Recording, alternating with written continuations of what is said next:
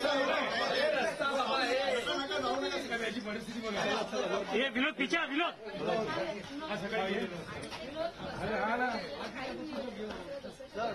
थोडे मागे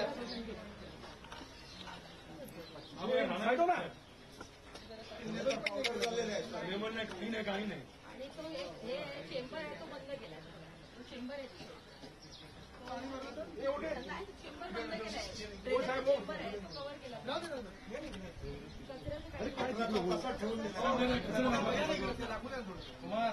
तुम्हाला साडू साईडलाच आहे ना आता तेवढा सोडला पोर्शन आणि त्यांनी थांब थांब थांब थांब हेच केबल आहे सर हा पोल त्या पोलपर्यंत भाई पीछे कैमरा पीछे हाँ आ जाना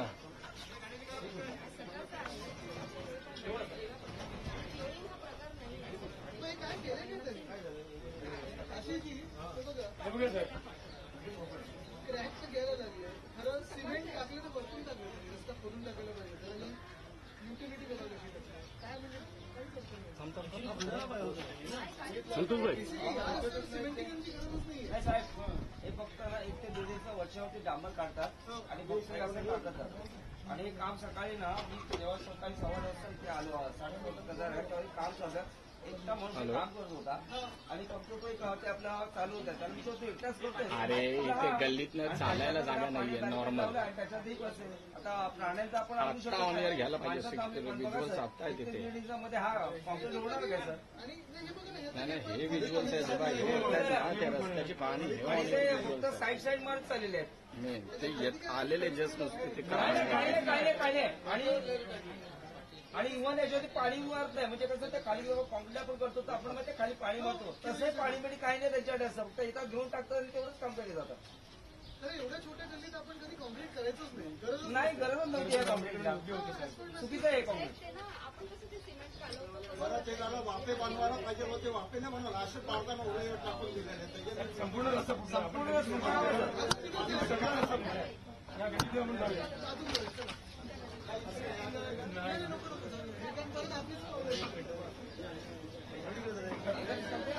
इकडे जाऊया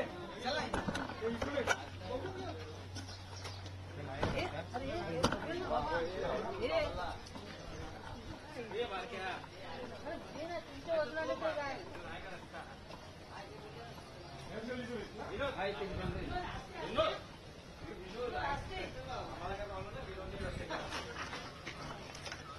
अरे इथे नाही तिकडे तुला बाजूला बाबा ह्याच गल्लीत नाही तर बाबा स्वतःला कम्फर्टेबल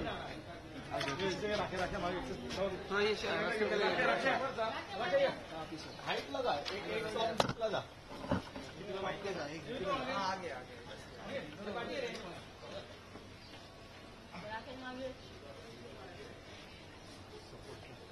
इकडनं आलेले मी इकडनं आले माहिती आहे खरं पोझिशन मला ट्रान्सफर आहे मी देणार नाही नंतर मागू नकोस माझ्याकडून ट्रान्सफर मी तसं पण येणार आहे तुझ्या ट्रान्सफर हे पाठीला गरुड तुमच्या माणसाने वरट आणि विनोद गरुड पुढे आणि काय करू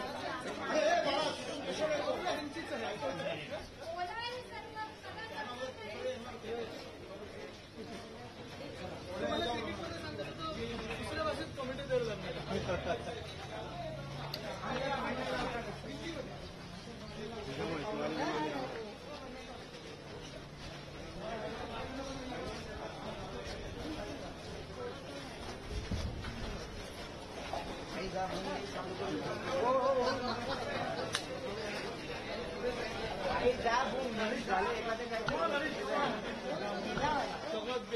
एक्झॅक्टली हे आत्ताच्या पावडर आहे साहेब हे विनोद पुढे कशाला जातो इथे पावडर बघा लगेच निघालं पावडर चोरला पावडर कशी पुढे या आणि लगेच पावडर हे बघा इथे बघा मागे ना मागे निघालं नाही की काय नाही मला हेच दाखवणं पुरेसं आहे. हेच आहे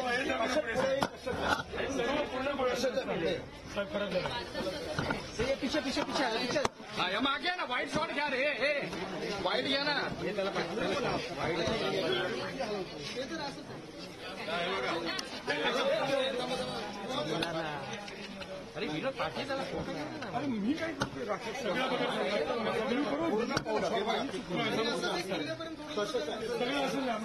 इथेच बाईट घ्या आता उभ्या आहेत सगळे लागले बाईट इथेच घ्या चंद्रावर उभं असं वाटतं. दादा हे बस बूम ऑन करा आता ढकलाढकली करू नका ना रे हे कशा त्यामुळे झालं सगळं हा जे बोल थांब थांब अरे विनोदजी टेबल हा एक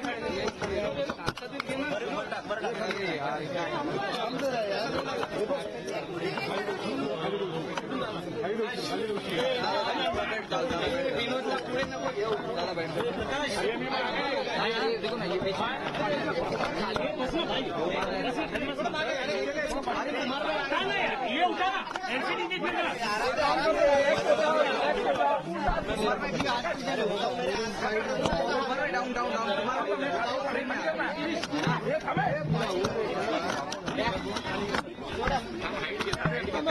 लालगिरी दिसायची. म्हणजे कॅमेरा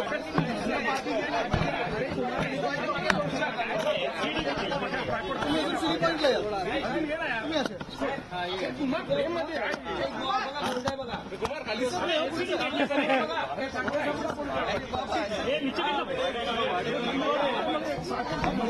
अरे बसला भाऊ हे थांबा बस बस घेतला मी हे थांबे हे बैठ बाई नीचे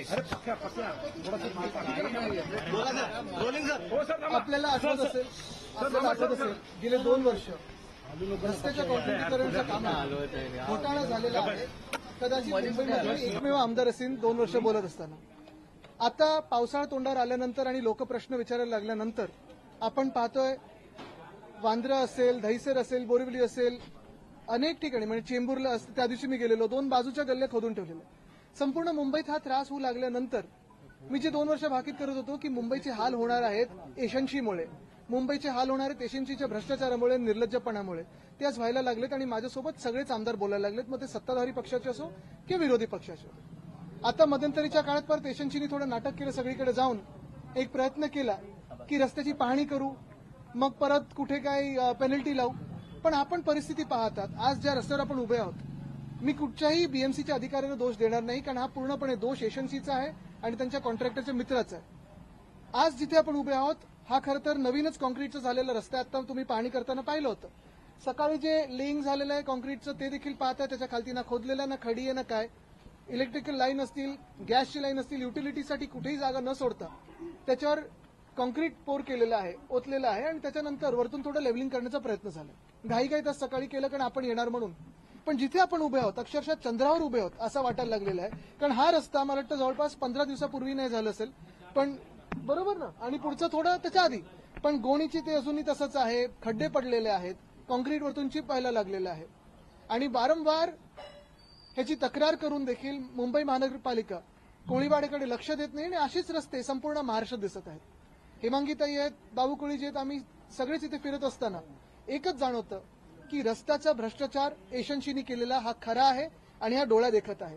हे पैसे कोणाच्या खिशात गेले, कुठच्या कॉन्ट्रॅक्टरच्या खिशात गेले, कदाचित हे सगळं दाखवल्यानंतर पुन्हा एकदा महापालिकेकडून अधिकाऱ्यांवर कारवाई होईल, पण एशन्सीवर कारवाई कधी होणार, ईओडब्ल्यूची चौकशी कधी लागणार आणि सगळ्यात महत्वाचं म्हणजे जे कॉन्ट्रॅक्टर आहेत त्यांना कधी बेड्या ठोकणार, ह्याचं उत्तर आता मुख्यमंत्र्यांनी द्यावं आम्हाला.